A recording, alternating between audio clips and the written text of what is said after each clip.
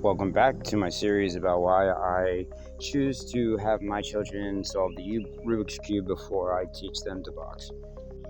I say welcome back because I assume you've watched the first two, but if you haven't, please go back and rewatch.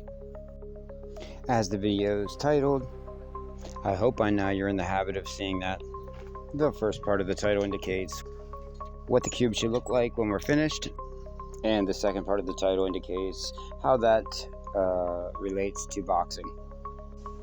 So steps 1 and 2, the daisy and white cross respectively, both related to concepts that take root in the early stages of a boxing match.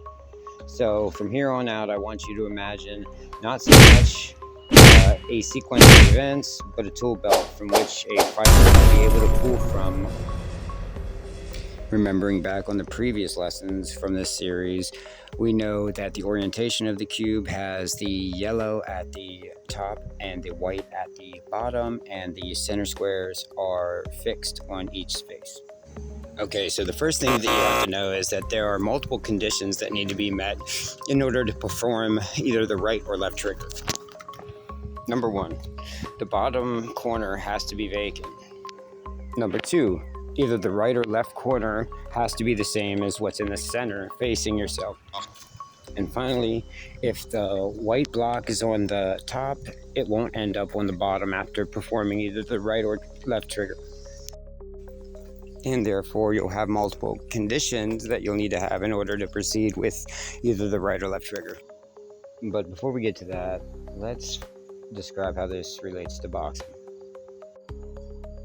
I would say in most cases, multiple conditions have to be met for an offensive attack to be engaged when it comes to boxing. For example, an opponent would have to drop his right hand, but also be in striking distance in order for a successful campaign to be launched.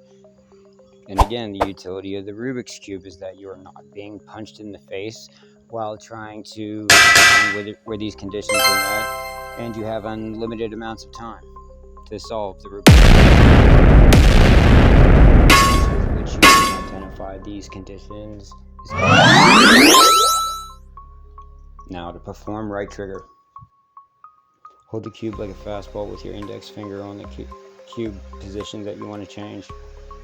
You want to push the right face of the cube away from your body 90 degrees, pull your index finger back towards your body, and then return your hand back to the original position. And you can physically perform the trigger as fast as a Wild West gunslinger. And your bottom layer looks like this. Next step,